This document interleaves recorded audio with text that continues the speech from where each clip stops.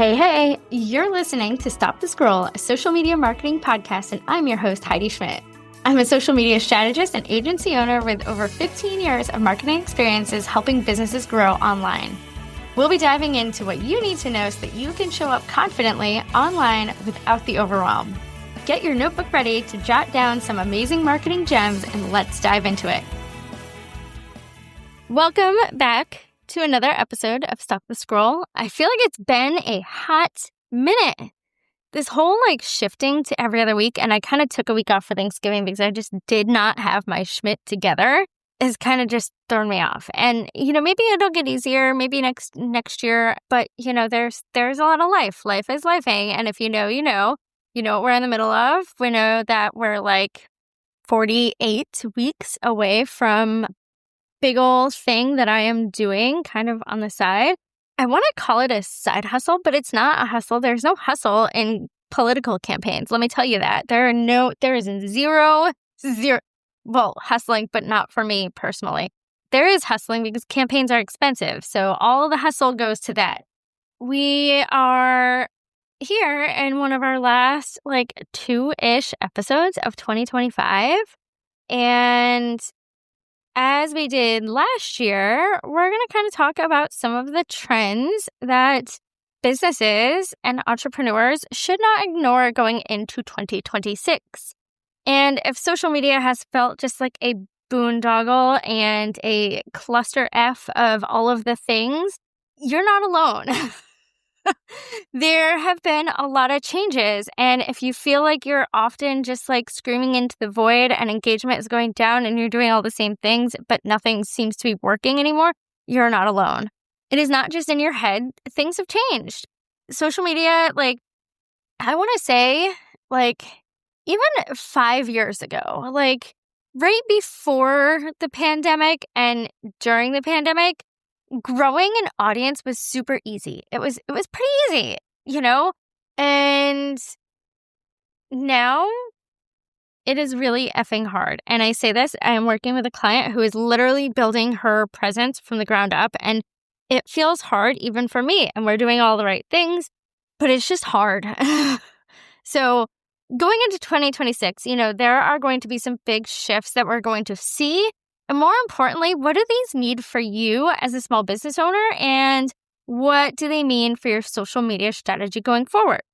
So, I look into all of the fun places with, we have all of our kind of major social media management tools, and they do a lot of deep dives like HubSpot and Hootsuite and Social Media Today and Sprout. And that's really where I've kind of gathered all of this info that we're going to talk about today. So some of the reports are showing that, AI use and ad spends are increasing. There is a shift happening in short form video, with TikTok playing a huge role in social shopping growth, which I don't know how many of you actually have e-commerce brands that listen, but this is something that's super relevant. If you or someone you know or someone you work with has an e-commerce brand, short form video is a huge driver of that.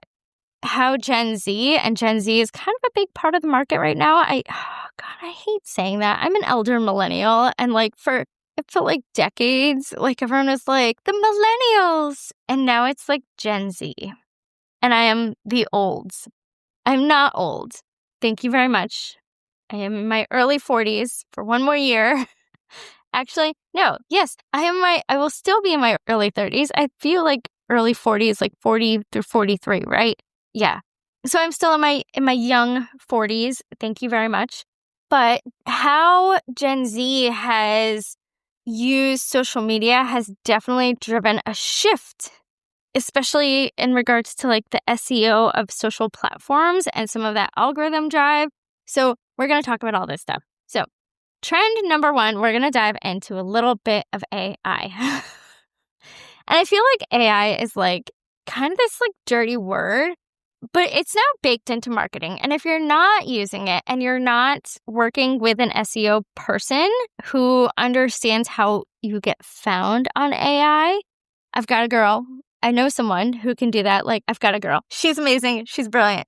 it's going to be a big thing in 2026. AI being used for content drafting, ad targeting, recommendations, customer service, all of those things. And like, I have clients who are literally using it for all of those things. Like, we use AI for content drafting. Literally, like, I take call transcripts. I go into deep dives with my clients when we talk, like, and I turn their words literally from the transcript into captions.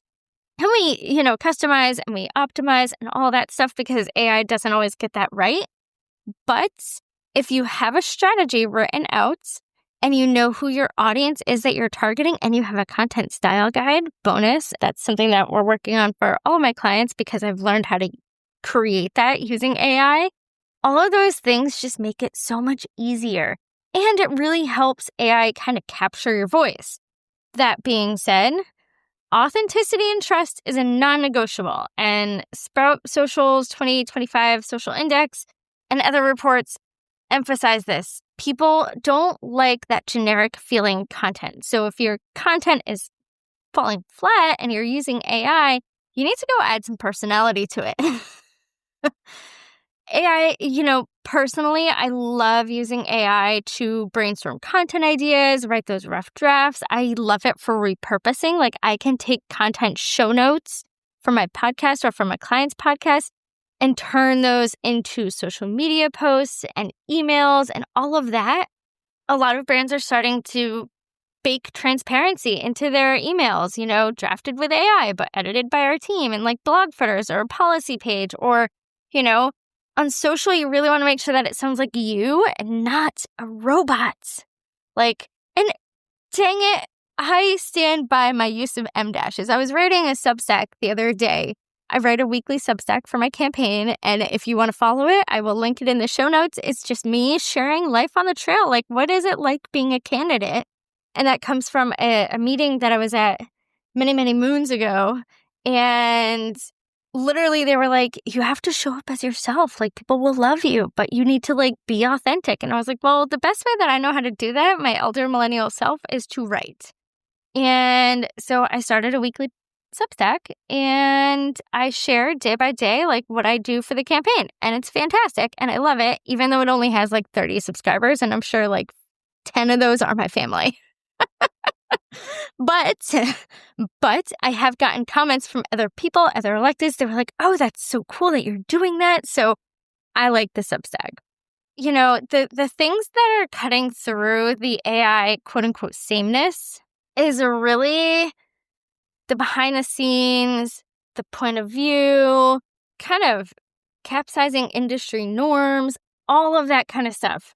So that's really how, consider, I like this key line. Thank you, Margot, my AI assistant, who said the key line for this section should be, in 2026, AI is the assistant in your back office, not the face of your brand. And I kind of love that. Thank you, AI. We're... So we've got AI out of the way. Let's talk a little bit about how social media has become a new search engine. And this is not a trend that is going to go away. So here are some facts. Thank you, Cool Nerds Marketing. I'm going to link to theirs because I love finding different sources. But I really loved what they said about social media being a new search engine, which is something that we've talked about before. Like, social media is how Gen Z searches. Like, they search for shit on TikTok. They search for shit on Instagram. Like, 64% of Gen Z kids, I know that they're adults too, but my son is a cusper of Gen Alpha and Gen Z. He was born in 2013, but 64% of Gen Z uses TikTok as a search engine. And Adobe has recently said that 41% of consumers overall, so think about 41% of US consumers, that's a massive base, by the way, also use TikTok for search. So we know, anyone that's done any basic SEO info knows that search equals intent. Search equals, if you are looking for, and I'm going to use an example because I was looking for an outfit to wear to some upcoming holiday parties, and I really wanted a green, like a hunter green silk skirt. But I am petite, So I searched for petite silk skirt, dark green, and I found options. My husband has been talking about repairing the drain plugs in our vanity sinks for weeks now, but he needs to search. So how to repair drain plugs. Typically, that means that people, when they are more specific, they're closer to buying. And we know this is basic SEO. Like if you are searching for shoes, like you might just be browsing. But if you are searching for shoes by specific type, by specific size, if you know what brand shoes you want, those are called branded searches, by the way. That was a SEO 101 thing that I learned like a decade ago. But it's still relevant because people search. And I tell clients this all the time. I'm like, don't be worried about direct traffic. A lot of people were like, oh, direct traffic is bad. No, it's not. People know you. They are searching for you. They have that intent. So anyhow, so you want to make sure that the things that you want to be found for, you are putting in your captions, you are putting on-screen text, you are speaking those words. That's why hooks matter. If I was going to do a video on this, like a reel, let's just use that as an example. Hey, small business owners, here are 5 trends that you need to know for your social media strategy in 2026. There's the hook, right? And then I'm going to list through, AI content, user-generated content, social media as search, all of these things that we're going to talk about over the next 15 more minutes. I don't want to go too long with this, but yeah, next up. Short form video is going to grow up a little bit. I think people are tired of dancing. Personally, I'm tired of the pointing. I don't love the pointing videos. It's just not for me. Plenty of other social media managers love it. It's certainly one of those transitional things that kind of captures the eye 100%. I'm not dissing it. I'm just saying it's not for me. If it's for you, that's fantastic. I prefer my easy peasy B-roll videos. That's just me. And I am trying, really, really trying. Because this is something that I need to start doing also for my campaign is I need to just do more speaking videos. I'm really good at editing speaking videos. Let me tell you that. I'm really great at editing speaking videos. But creating my own speaking videos, maybe I'm just a little too self-conscious. which is really, really, really ripe coming from someone who has a podcast, who literally listens to herself speak for 30 minutes at a time. So yeah, but also serializing your content. So how do you create serialized videos where, people can just binge watch, scripts? I'm trying to think, I have a client who they love doing in-office videos and they're kind of fun. And we just started a not fact or fiction, true or false video. And so I go in monthly to record with them. And so we're going to start doing a true or false video each month on a different topic. They are a law firm. And I think that's really cool. I can't wait to link them so that they're all connected so that yeah, I'm gesturing broadly. And I realize that no one can see me gesturing broadly. Private communities. And not just, still Facebook groups, but I do feel like a lot of people are kind of moving off of Facebook, and maybe that's just me and my network, but people are spending more time in smaller community-driven spaces, and that's because people ultimately want community. They want to connect with people. They want to connect with people behind the brand. So creating alternative networks and spaces for your audience where they can connect, where they can, have those conversations is really, really, really, really cool. So thinking, Substack, thinking Reddit, thinking Discord, WhatsApp channels, Signal chats, Facebook groups, all the like. The public feed, think about it this way, is for brand awareness discovery. Communities are for that depth in those conversations. And yes, maybe some of these places you can monetize those communities, right?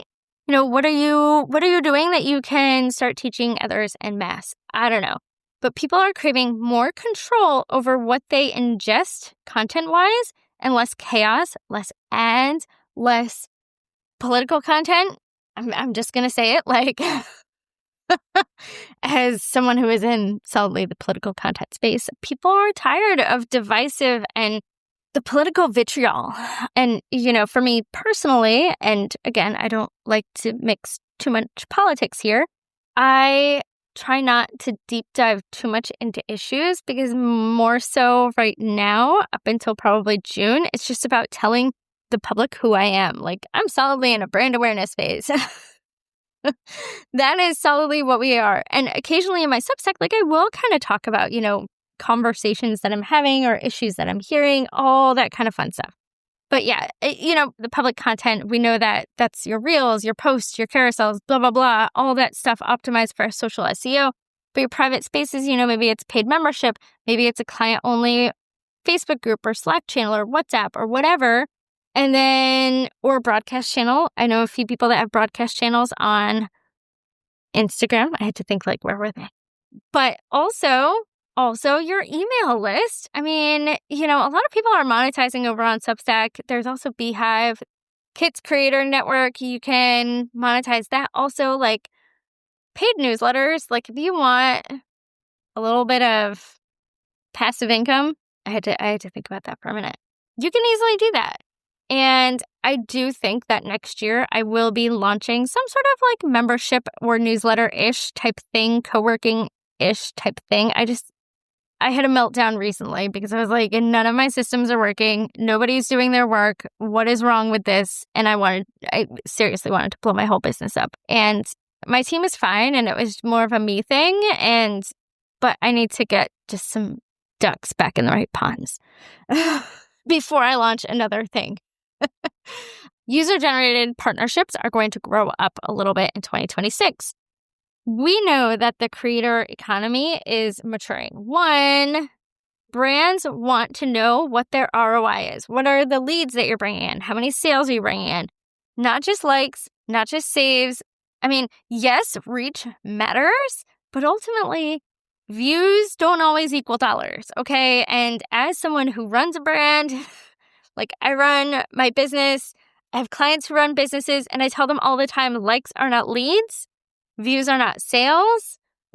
Watch time is great, but if that's not converting, then ... What even are you doing?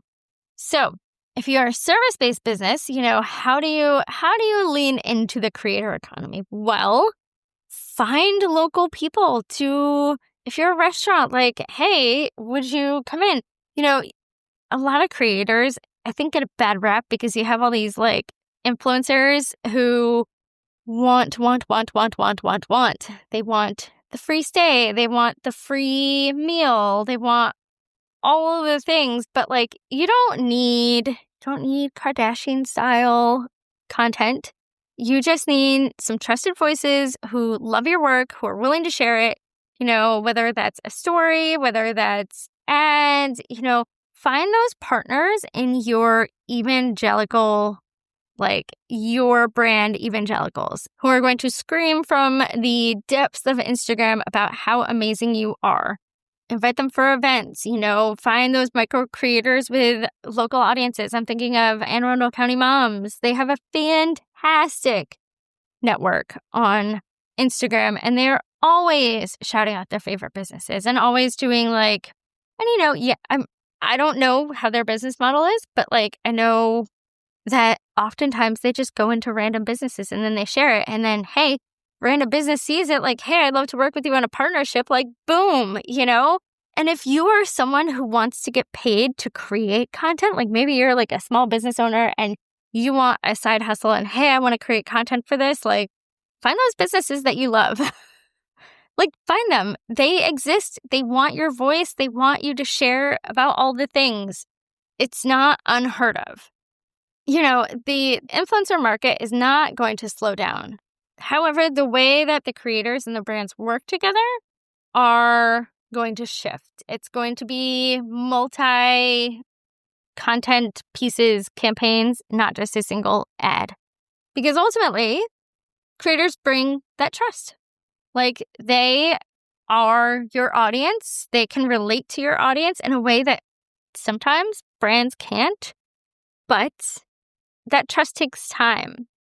And we know that single posts don't move the needle in the same way that they used to. They feel a little bit more authentic when it's like multi pieces. But yeah, so find those creators who you can rely on to regularly create content for your brand. And, don't, I see this conversation all the time on TikTok. Don't undersell creators. Like, creating content is a lot of work, and it is also rightfully a business. It's not just a side hustle. Like, people make a lot of money creating content for brands and brand partnerships, and treat them respectfully, like the business owners that they are. And finally, I saw this one that Cool Nerds Marketing mentioned, and it didn't come up in my little research, but I'm looking at it now, and so I want to bring it up because I do think that ad costs are an issue. Everyone wants more reach, everyone wants more leads, and we see engagement falling so much. Like, Instagram engagement is down 16% year over year. TikTok is down like 30+% year over year. Facebook is down 30+% year over year, which just leads me to ask, like, where the hell else did engagement have to go? Because over the past 10 years, it's literally fallen anywhere from 15 to 30% year over year over year over year over year over year over year. And I don't know that there's anywhere else for it to go. It's already in the gutter. But global ad spend is projected to grow. And I like this recommendation from this post, which is better creative. Creative is going to be your differentiator. And I will say, I have been super impressed by Meta's dive into AI optimization for your Meta ad campaigns. But if you're paying more per impression, less people are engaging. That means that you're going to be paying more. So the right creative, and not just your post, your visual, your video, whatever you're using, the hook matters. It's similarly to your organic content. Don't be afraid to A/B test. There are ways that you can measure the effectiveness, whether it's through conversions, whether it's through clicks, whether it's through view time, all of those things. Like, if you want to know if your creative is being effective, you're going to want to watch your view time, obviously conversions, and obviously engagement. That is going to be how you measure success of your Facebook ads. So I digress.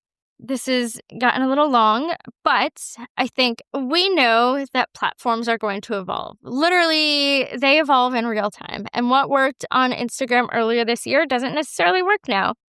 Authenticity is going to be key to staying ahead of the AI content slog. Authenticity, personality, and all of your marketing, not just your organic, but also your paid marketing. Finding those trust builders, those partners who dive into the user-generated content world if you haven't already, and building those private communities where people can really deep dive into your brand. They want more control over the content and less chaos. They want to choose who they hear from. So also, I kind of talked about your email list being that. So like, if you don't have email yet, or if you aren't consistently emailing your list, like, now's a good time to start. And if you need any help with your 2026 strategy, whether it's, hey, which trend should I act on? Setting those simple measurable goals, I encourage you to book a strategy session with me. You can schedule a call. And if you haven't seen my replay of my recent workshop on the 5th, which was Friday from when this is going live, I would encourage you to watch it. So that is all for now. I will be back in 2 weeks, kind of recapping 2025, how it was for me and where we're going in 2026. And I am really, really excited. 2026 is going to be a big year for me, for the team, for my clients. Like, I am jazzed. So link in the show notes to schedule a call or schedule a strategy session with me. Until next time, I would love for you to connect with me on Instagram. I have a last minute confession here before we wrap up. I pretty much posted 5 times in November, man. Between October and November, I deeply neglected my own social media. And I saw earlier today, the day that I'm recording this, I saw something about like how if you ghost your own Instagram, like it throttles your reach, and they are not lying. So I am trying to do kind of a Vlogmas this month.